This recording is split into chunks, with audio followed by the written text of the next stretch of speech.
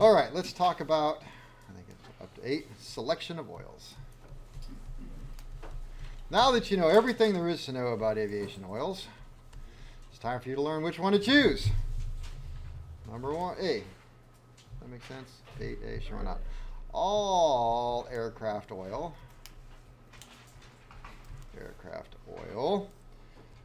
Should conform to mil-spec MIL-L-6082 for straight mineral.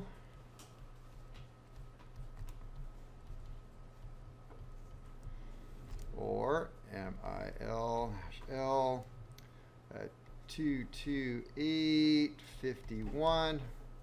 That's a one for AD oil. So that means that if I take a look at Aeroshell 80, Aeroshell 100, the W80, W100, Phillips, 15W50 semisynthetic, it all should match this mil-spec number. So it means that it doesn't matter if I mix it. So if I choose to run Aeroshell 80 weight, and it's a little cold, and I fly over to, Lake Havasu, fly down to Lake Havasu, and I need a quart of oil, and it's pretty dang warm around there, and I think, well, might as well just go ahead with some 100 weight. It's fine. Or maybe they don't have any Aeroshell that I'm used to, and they say, hey, all we have is this Phillips stuff. Fine, mix it. It's not a problem. So everybody says, yeah, it's fine to mix it. So this means, let me see, where am I? Yep. This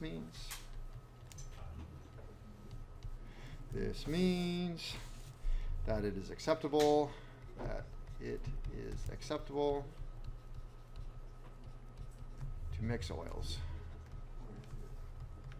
to mix oil brands and types. I have in parentheses, although not recommended. I don't remember where I got that from. I try not to.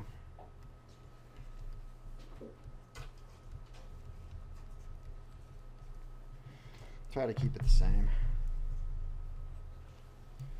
All right, during break-in.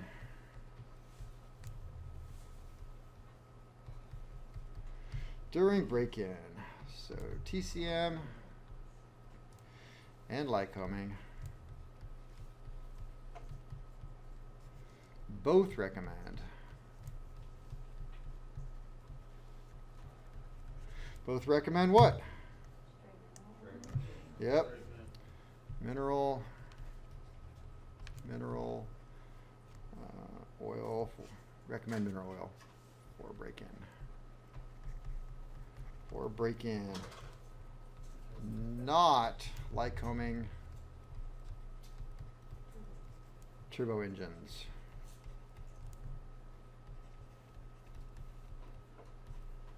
All right, not there. Just trying to remember if the H2ADs allowed it. I think for at least a while the H2AD engines was the same thing. Nope. And they're not even turbocharged. I could be wrong on that. All right.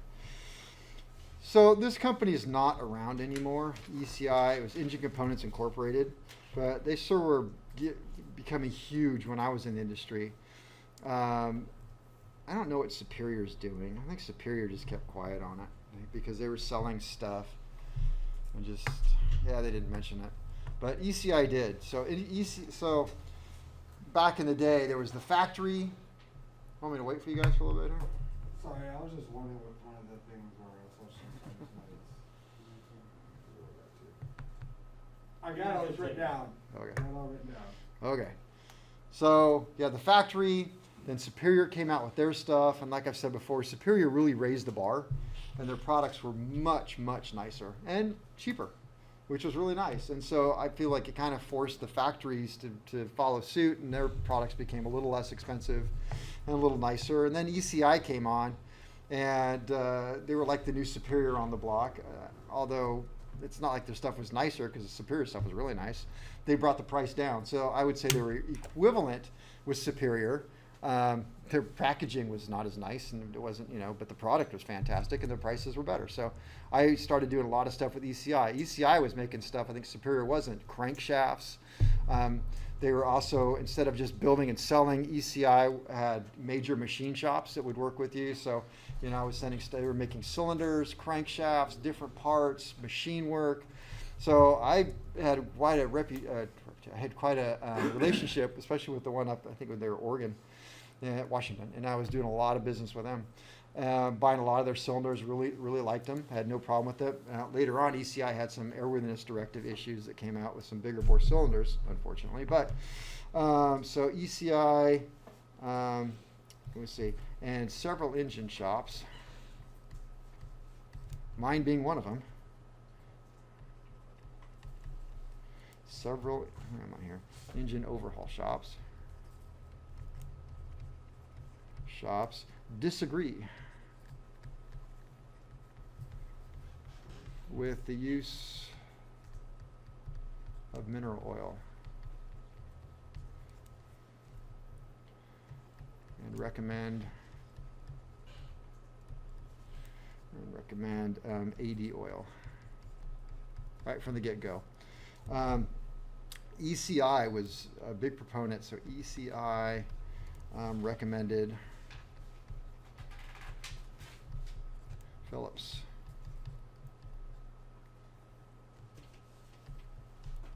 XC 2050.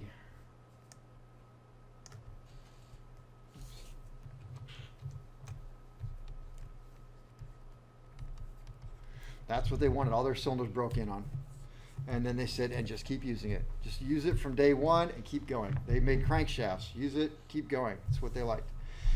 So I took our shop and I switched from the factory recommendation of using mineral oil over to using Phillips XC, and I had no problems. I had one major problem once, but it wasn't the oil fault. But it was the summer I built the same engine 3 times. That was a great summer. I built an engine and we took it out, put it on the test stand. And when you do a test run in, it's actually a lengthy process, following a very specific schedule. And you work your increments up to full power, and you run it for full power for only a brief period of time. Then you shut down, and then you drain the oil, and you weigh it, and you put it back in. And I would always take the screen off the filter and cut it open, inspect, and then put a fresh one on. And then we'd take it up and run it full power for, I forget what it was, like 4 hours or something. And when I pulled the screen off, it was like somebody poured, you ever paint something that's silver metallic paint? Oh, yeah. It's like just heavy metallic. It's what it looked like. I'm like, oh God, this is bad. It was just packed full of aluminum. I mean, it was just like this. I was surprised there was any aluminum left in the engine. It was just all in the filter, and I was sick to my stomach. I'm like, oh my God, we screwed up so bad. So I took the whole engine apart. I mean, boss is furious. I don't know what I did. Screwed it up, took it apart. Couldn't find a damn thing. I don't even know where this metal's coming from. We looked and looked, finally could see it's coming from the thrust face where the crankshaft is fitting inside of the crankcase. And so it was an ECI new crankshaft, and ECI had done the machine work on our crankcase. So I love it when that happens. There's none of this stuff. It's like that crankshaft that you made doesn't fit in the case that you machined. So we sent everything back to ECI, and they remachined it. I think we had a new crankshaft. They paid for us a new overhaul. We did the engine, we overhauled the whole thing, and the exact same thing happened. Pulled the screen off. I'm like, are you freaking kidding me again? And so I called them up, and they said, we will fly down and be there in the morning. And so they came down with an engineer, and they looked at it and said, we're taking it with us and going back. And they called a few days later and said, we had a machining problem. One of our machines was out of calibration, and it wasn't putting a radius where it was supposed to, like with a CNC machine. So they paid for us to overhaul it again. And I tell you what, man, by the third time I overhauled that engine, it was damn good. How much did it cost? Since they About 20 grand every time. that they would pay for it? Yeah, they paid labor, gave us all the parts. Okay. Extra set of that one, so how many other machines, how many other parts So- came out of that?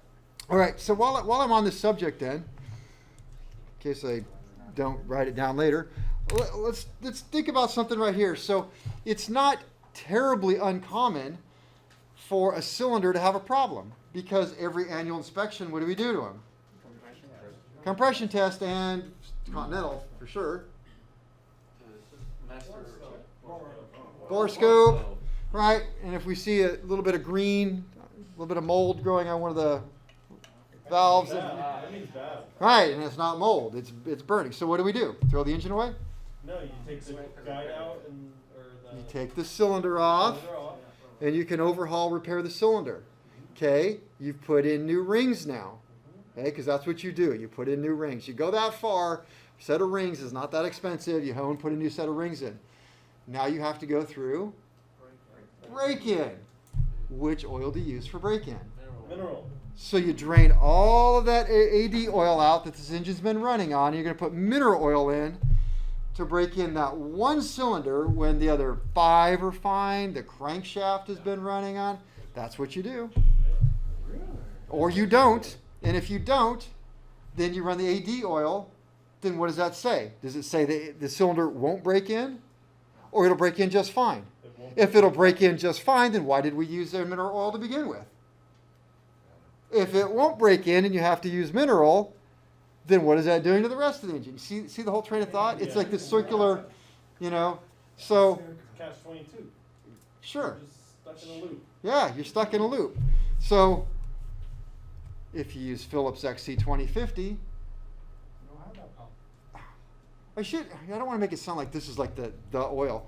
It's just, it's a multi viscosity AD oil. So if all these shops are kind of, and they just happen to like the multi viscosity version of oil, and keep in mind that how many brands of multi viscosity oil are there that are not semi-synthetic? That's the one. So we like multi viscosity. We like mineral. Ash just disperse it. It works. It does the, if it's cold, it's fine. If it's hot, it's fine. It's the one oil year round, and just break your stuff in on it. It's fine. So I don't know. So I went to that, and I have never looked back. So it's what I use in my plane. So this is basically Is that what we're using class? almost the bare standard for people, almost. The Bear standard? Like I'm saying, people use this the most. No. I would say that people mostly use Aeroshell 100 or 15W50. In my opinion, back when I was working in the field, that's originally all my customers were using 80 or 100 weight. Then as it moved up into twins and stuff, then you would see more multi-viscosity, but it's usually the 15W. People just love their Aeroshell. So I was a pusher of the Phillips XC just because, ECI liked it. Then I was building engines and it made sense because there's a multi-viscosity. The Aeroshell stuff's just more readily available, like FBOs and stuff like that. Everybody's, That's what you Yep. If you walk into, if I had to throw money down on a table of what they're going to have, they're going to have 100 weight. First thing watch Aeroshell 100 weight, and then what else should we get? Because, yeah, right? So everybody wants 100 weight. I don't know, I guess that's what I had thought about there. What's the oil that we're using in the lab? Whatever, I think it's 100, Aeroshell 100. And trust me, I had to fight somebody who's no longer here because they were freaking insistent that I went down to Walmart and got oil. Just absolute. In fact, we have I should get off on this, but it just pissed me off. Positive. Yeah, no, it's not to pause it. It's a fact. You guys are going to be using this ground power unit to run carburetors all next semester, but it's really old and it kind of burns a lot of oil. And so this particular person they'd never changed oil in it ever. So I finally got one of my students. I'm like, look, we should at least maintain it. It's all we've got. Can you drain the oil out? So he drained the oil. I went to get some Aeroshell to put it in, and this person just blew their freaking mind and went to Walmart, got semi-synthetic. And so now we're burning semi-synthetic. And you guys, you know what synthetic smells like if it's burning? It's like really toxic. I mean, it just stinks so bad. I can feel it in my throat. So now we're burning the semi-synthetic. It's making me sick, and everybody else around us sick. I'm like, just what the hell? So I drained it out, put in some Aeroshell. What kind of gas are we running? Running 100 low lead. How well does car gas do with 100 low lead? It doesn't. So, Oh, I don't know. Should I write this? The theory being that AD oil is too slippery for ring break-in, but theory is proven false. Simply stated, straight emitter oil is not a good oil and simply accelerates wear. I think that's what it Yes. does. That's why it breaks in. Exactly. That's what break-in is. Hey, we want to accelerate the wear. Let's get this over with. So, see, the theory. So I'll write it. The theory is that AD oil is too slippery. Well, we know that's just stupid because it's just the same oil with some additives, It's too much. right?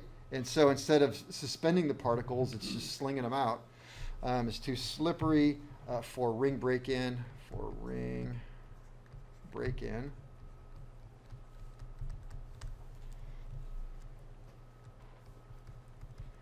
This has been proven false. I'll just leave it at that. But I will say this. Always consult What? the manufacturer's, I thought you said insult. consult the manufacturer. Yeah, well, that would make sense for me then.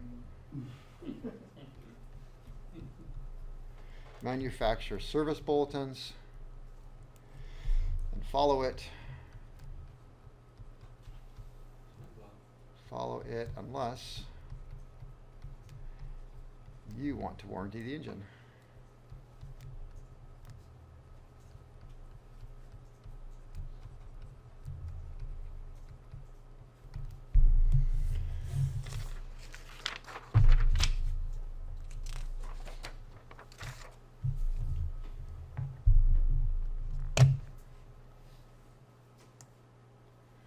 So you send your engine off to somebody, or you're a mechanic and you send it off and they overhaul it and send it back, and it has a big tag on there that says, you must use Pennzoil 10W40. What are you going to use? Pennzoil 10W40. That's what they said. If that's what their FAA approval is, that's what I'm going to use. And then I'm not going to buy an engine from them ever again. So. Mobile 81. After break-in, well, or assuming that you are using a mineral oil, then switching it after break-in, or I guess you could start here.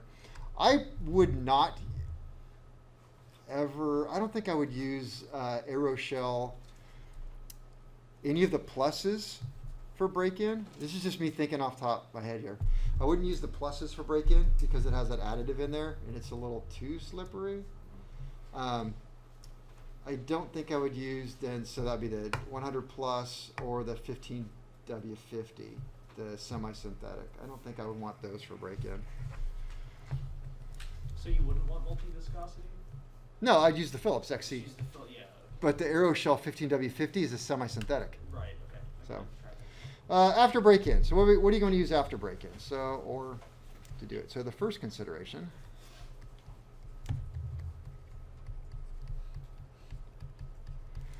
is type of engine. All right, they're all a little different.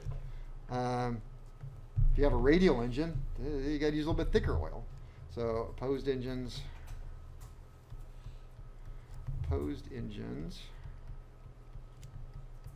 use thinner oil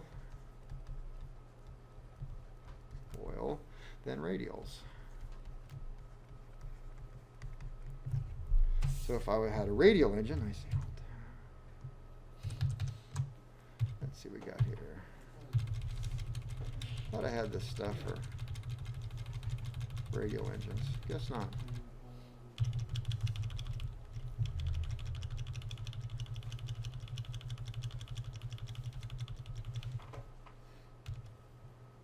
Oh, right there. Look, it has the little radial cylinders going around like that. Oh. XC Aviation Multi-Viscosity Oil Hule Multigrady. 2560. Yeah, for radial engines. Oh, it even says radial engines. Look at that. Engineered for radial engines. Yeah. Learn all kinds of stuff when you read the box. Wonder what the difference between that word is and that word is. Nothing.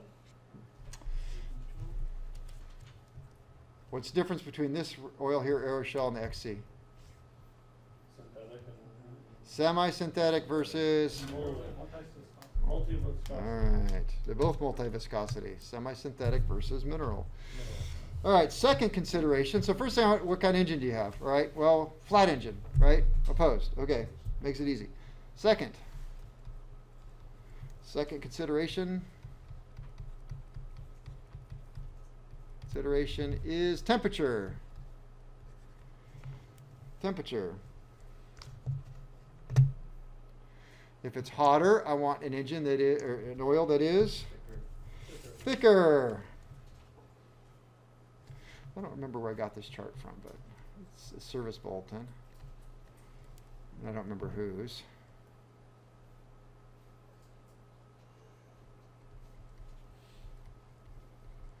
Straight mineral and AD. So here we go. So the temp is all temps. All temps. What would you use for all temperature AD oil? The. Multi-viscosity. Okay, so what am I multi-vis? 15W50 or 20W50. So Aeroshell versus the XC. All right. Does that come in a mineral? No. Okay. How about above? I'll do it this way. Above 80. So you know we're going above 60. 30 to 90. 0 to 70. 0 to 90. And below 10F. All right. Like I said, I got this out of a service bulletin. Oh, service instruction 1. I'm pretty sure I got it out of service instruction 1014 Mike. That would be Lycoming. Okay, above 80. What kind of mineral oil you think they want? That's the hottest we got here. Above 80. I would have guessed 100, but they said 120. All right, and they also said W120. That seems pretty thick to me. Generally speaking, above 60 degrees. Well, let's think about where would it be always above 80? Always. Not here. You know, even if you go out in a nice duck and you're quiet back there. How many hours you got? 5 hours? Yeah. Maybe 50. Yeah, every time I stop here to get gas, Duncan's out there smiling, doing something, man. You always, yeah, 50 hours, but how many hours you got sitting in an airplane? A lot, man, because he's always out there flying. All right, so you get here early in the morning. Middle of summer, what is it as the sun comes up? Which temp? I didn't mean to put you on the spot. You want to help him out? It's just, is it 80 degrees? 7 o'clock.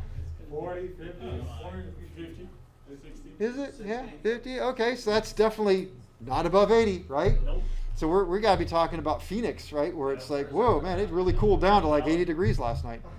Death Valley. Death Valley. Okay, so this is not Death Valley. So I guess that's why I don't ever see 120, because that doesn't work here. Because, yeah, it's not above 80 degrees all the time, right? All right, so above 60. Okay, that's our summers pretty much for the most part. So what would you use, straight mineral? 100. 100, okay. 100. They say W80 and that would make sense, or W100. I'm looking really more in this AD column because, you know, it's like mineral, who the frick cares? So, yeah, this is where it's important over here on this side. So, yeah, above 60, that makes sense, where it's mostly above 60. And I see that quite a bit. Those in the summer, I definitely want the W100. Okay, 30 to 90. Well, that's getting to be our fall-ish and stuff. So yeah, 80 or W80. 0 to 70. 65. Yeah, you're right. I got 0 to 70, 60. Did you look up the service instruction?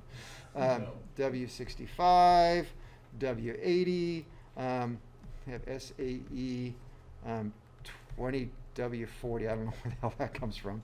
But hey, I didn't make this stuff up. 0 to 90, I got SAE 20W50, which would be the Phillips.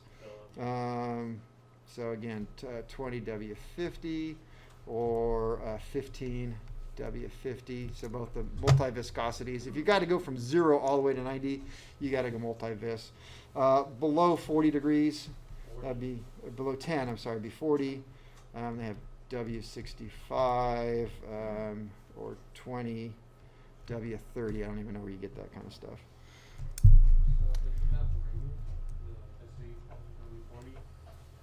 Is that what that is? I don't even know. Was that 20 W40? Yeah, I think that was. 2560. I don't even know. I didn't even mention 2040 before. I don't even know where you're getting that stuff. And some of these, well, I don't know. They might make it in some other place, and I don't see it because it's not applicable to around here. All right, oil change intervals. We'll go down here. Oil change intervals. All right, every 3,000 miles. Yes. Or 50, which is the same. It's 3,000 miles. 3,000 miles is across the United States, right? Yep. Is it 3,000? Roughly. Yeah. Roughly. Okay, yeah. So there's a good one. My 182. I flew from here down to, well, Boston's that way, but I went down south and hung a left and at Albuquerque, like bugs. Now, hung a left at out of town down south, Bakersfield. I forget what it is. Just past Bakersfield, hung a left and went diagonal all the way across the United States. That was 20 hours. Turned around, came back. So there we go, 6,000 miles, and I was due for an oil change. About right. Yeah, so that was 50 hours. So it's funny, halfway back, the guy I was with, Tyler, he's like, what'd you do about an oil change? I had to do it right before we left. And he's like, oh, because I never thought about that. I'm like, well, I did. All right, engines with a screen, not an oil filter, but just a screen, have oil changed every 25 hours.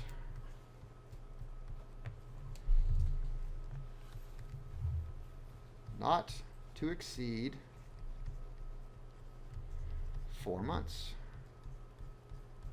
So even if you just let it sit for 4 months, you flush it all out. In my 150, I was terrible about this. I hardly ever flew the thing. I had a partner and he would fly it, but man, I would just, you have to be current to carry passengers. You have to make 3 takeoff and landings every 90 days. There were so many times I would look at I'm like, I'm not even current, man. I got to go do 3 takeoff and land. I'd like bring somebody to go flying, like my daughter. She'd have to sit in the car while I'm out here and did a couple touch and goes and came back, so I was legal to carry her. And trust me, you know, you do that and I would take off and I'm like, you go, I think to myself, there's a reason why this is like this, man. I feel rusty and I'm not competent and I probably shouldn't. And, but my plane now, it's like, I fly every week. So, well, I used to, now it's broken because I took it apart. So, You broke it. I took it apart. It's not really broken. It's just apart. Engines with, so I was saying my 150. So I hardly ever flew it. When I would change the oil like once a year. I mean, it's like, we wouldn't put 50 hours on it every year. And so, but my plane now, which I love more apparently, I actually have a big whiteboard in my hangar and it says right on there, oil change due, and has the tack time, which is 50 hours later, and I put the date, and I'm getting really close to that 4 months right now. So I usually, A little personal checker. yeah, but I'm usually putting I'm getting close to that 50 hours every 4 months anyway, so. Just do like it. Go to AutoZone, buy some stickers, put them in your window. Yeah. No. The flow filter. So your spin-ons are changed every 50 hours.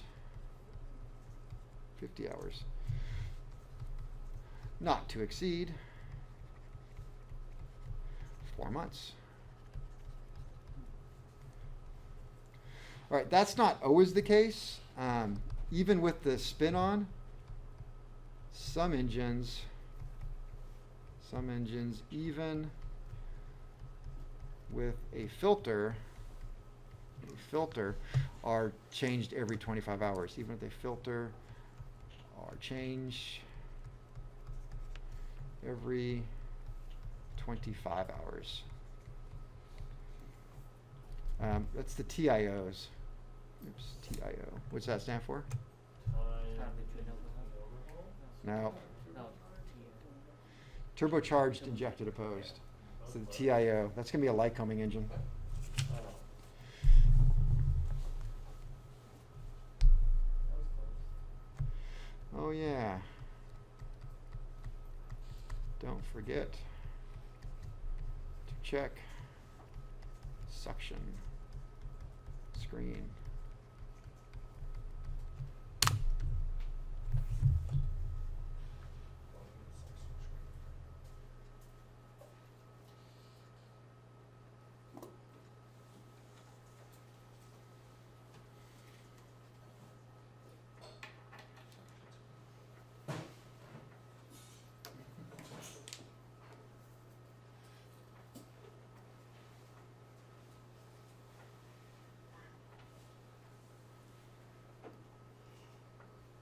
So here's Larry's going to go over a lot more in detail about this stuff, so I don't want to.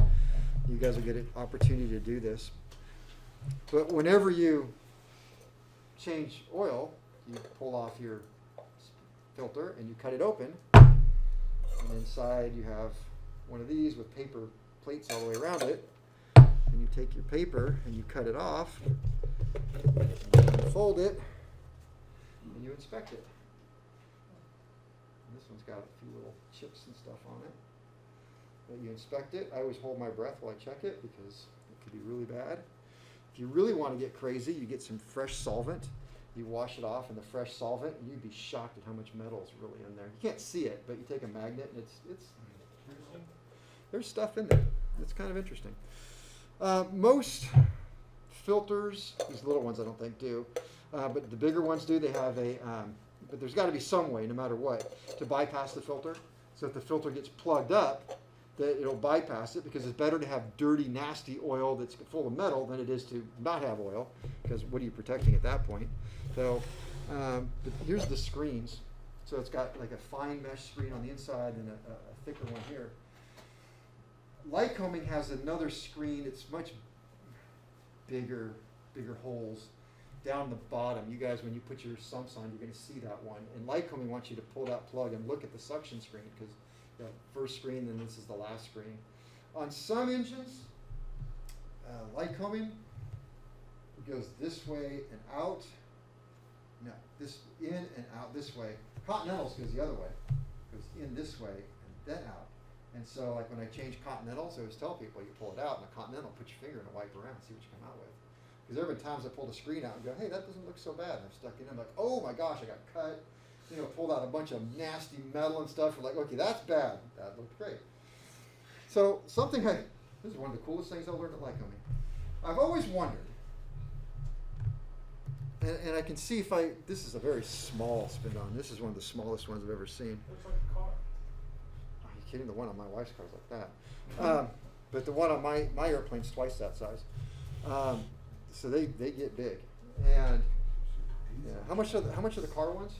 Like $20, maybe $10. Okay, 'cause mine's like 35, if you can buy them. Anyway, so these screens, I've always just looked at the whole system, and I could not find anywhere the pressure bypass. What if the screen plugs up? It's always been a mystery to me. Well, I learned at Lycoming. It was interesting. This is soldered right there. That solder is designed to blow away if it has to. So this one blew away, so indicating that it was plugged up. And so if you ever see one that's been resoldered, it's, you're supposed to throw them away at that point. So that's effectively the bypass for the oil to get through. It is, yeah. Is there any way you can tell if it's like externally? If it's done that? No, because you're going to take this out and clean it every time you do the oil change. And wash it and put it back in. Let's see. Did that. Gosh, well, I think it covered oil stuff pretty good there. Oil screens, changing. Types of oil. Everybody feel comfortable with that? Because I think I'm done with that. We'll talk more specific. More specific about oil systems. If I think of anything, I feel like there was something else I wanted to cover, but. Oh, suction screen. Yeah, light combing, check the suction screen. You can't, like on Continentals. I don't think there's any Continental you can get to the suction screen. You can't get to mine. Yeah, pull the whole pan. Pull the pan, you got to pull the engine. I'm not doing that every 50 hours. Small Continentals, it's just a pipe that just has a perforated holes in it, so you can't get the pipe. So that's more of a light combing thing. All right, item number 10, types of oil delivery. Types of oil delivery. We got Amazon, UPS. All right. I know. Let's say A, B, C, D. I got a couple. You tell me. So now we're going to start talking about what's inside the engine. How does this engine work? What's it doing with the oil? Oil pump. Huh? Oil pump. Okay, we got an oil pump. How are things getting lubricated? Oil gallery. Slingers. Well, I'm looking for. Well, where's the slinger? Passageways. Gravity. Pressure. The constant display. Okay, let me help you out. How does the crankshaft get lubricated? Like sloshes. It sprays it around. No, it's got the It's got the tubes little that come hole, on. the bearing. What's that? There's a little hole in the crankshaft right where the bearings are. It goes Little hole in the crankshaft? Yeah. Well, how'd the oil get to the crankshaft? Through the Oil crankshaft. How do you lubricate those main bearings? Through the oil passages. Or the oil passages? Okay. Inside of Inside the journals. Well, okay, let me help you out. Journal. So the types of delivery. One, we have pressure. Yeah, that's what I said. So we have pressure oiling. So the oil pump is going to put pressure through oil galleries and then pressure like into the crankshaft, which will then pressure through galleries to the rod journals, which from that point will get splashed around. Will splash around because it's going to come out of the rod journals where it's rotating around and slinging all over the place. So it's slinged or sprayed or splashed. Although splash to me is more like it went down in the tub and kind of splashed it, but we'll call splash or spray. No, I'm going to go splash. Splash. All right, so that oil slings or splashes around, and it goes up, and now it can get on the camshaft because the cam lobes, that's how they're getting their oil, just hoping oil gets up there. So you got to think about when you start up an engine, it's a little bit dry, that runs dry up there until the oil starts splashing around and it happens to splash in the right area and get on it. So, got to think about that. We have drip. Where's drip happening? Rocker arms, exactly. Right? It finds its way. Well, it's usually pressure oiled because of hydraulic tappets down the middle of the push rod tube until it gets to the rocker arms, where it goes through the rocker arm, then around an annulus, not an anus, it's different things. And then it goes out either the tip or around the kind of the base where the shaft goes through. There's a hole in that one. So depends on if it's intake or exhaust. It's going to drip out there. What do I got? Pressure splash. Well, I have spray on here, which is kind of spray. Okay, spray. Let's talk about spray. Where is a direct spray? Jets. There you go. Piston cooling jets. All right, so we have all these things that are happening in the engine. And maybe somebody should remind me to bring a crankcase and a crankshaft next time. We can kind of look at things here in class. Let's see.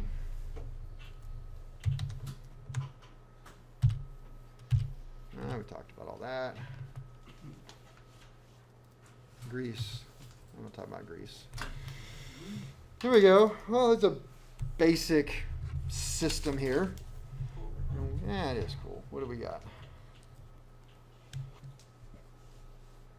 Laser. All right, so this is going to come down from an oil pickup tube. So it's going to suck it up from the crankcase in this particular one. Go through here. It's going to go into the oil pump gears. What kind of pump is this? Constant displacement, and the oil goes around. So what does constant displacement mean? Always. Constant volume, same flow, same pressure. It's not the same pressure. Constant volume. Pressure is dependent upon what the output is, restrictions on the output. Constant amount of volume going through the pump. Keep going, because, Through the years. yeah, In a given time. it's very important that you get this, because No matter how fast the engine turns, it's not directly linked to the RPM of the engine. It's constant, right? well, so you're saying that it's like 1 quart per minute, regardless if the engine's fast or slow? That's how I understand it. Okay. Anybody else? The same amount of fluid through each rotation. There you go. So make sure you get this, because in 312, 313, you'll just die. You can't survive that class without this basic concept. It is a constant displacement per rotation. So every rotation, it is going to have the certain amount. And what is that amount? It is amount that would fill this up. It fills up those teeth. Also on this side, all right, coming all the way around. It's whatever that volume is. So it's a constant check valve. No, it's not a constant check valve. I see what you're saying, but no. So it is a constant volume per rotation. What if I speed up the rotation? Same. Same what? Moves faster. Is my output more, less, or the same? Same. More. It's the same. It's the same. If I speed it up, that means I'm getting more of this Yeah. per minute. Yeah. So if I speed it up, the output is higher. Yes. If I slow down, the output is lower. So it's a constant displacement per rotation or revolution. So I told you on my airplane, when I'm idling, my oil pressure is about 5 psi. But when I'm not, it's what is it, like around 50? When I'm up at cruise RPMs, closer to 50. So why? What happened? Okay, it's 10 times faster? No, because the idle's about 500 RPM and 2400, so it'd be only 10 times. 5 times. But Rotation. right idea. So what happened then? I was lying to you. Go ahead, Sherman. What? What happened? Why did my oil pressure go up? Is What, your rotation on that? Is our RPMs went up. which meant that the pump, Went up too. so the pump's pumping more oil. Yep. So it's filling everything up. So it's filling everything up, and so now the pressures can go way up. So when I slow down, the volume is so low that it doesn't even hardly fill up the engine. It doesn't go off the relief valve. Okay, so let's keep going through this for a minute here. Yeah, we got plenty. All right, so the oil comes out. It's going to do one of two things. One, it's going to come right here. This is the bypass valve, right? Because it says bypass. That should be closed. So you don't ever want that open. When this opens, bad things are happening. It means that the filter has plugged. So if this filter plugs up, the oil has to go somewhere. And that's the thing about a constant displacement pump. It's going to put out this much oil until something breaks. You can't stop it. It is going to put out, so if it's a gallon per minute, it's going to put out 1 gallon every single minute. And if it has to explode a hose, it'll do it. If it's got to shear the gears, it'll do it to stop. You can't stop it unless something breaks. So if this blocks off, the only choice it would have is to explode the lines or find another way. So it will. It'll come up here, this heavy spring, and then go out to the engine, right? But it's going to be contaminated, nasty oil. We don't want that, but it's better than no oil, right? Okay, so under normal circumstances, it may try to go that way, but it can't. So it goes this way. It goes through the filter, and it comes up. It pushes this little thing off the seat, and it comes out. And it has 2 ways to go. Well, what does it do? Oil pressure of the engine. That'd be the left gallery, and that's the right gallery. And so there it goes. Off to the engine. It's going to do all its oily things. Except that, what if the pressure gets too high? Let's say I only want 50 psi. And this pump is putting out way more volume than the engine can handle. So if it's putting out more volume, what's the psi going to do? increase. Okay, the pressure is going to start rising. Well, we get to a point where that's not good. Too much is not good. So this right here is going to be set to a certain, and so it will push on here, and it will just start to open just enough to just maybe leak out a little bit to keep that at 50. Then if I speed up the engine more, it's going to open this even more, and more oil is going to come through, and then more and more and more, and however much oil has to come back to keep this set at 50. Which, brings up a whole lot of other problems.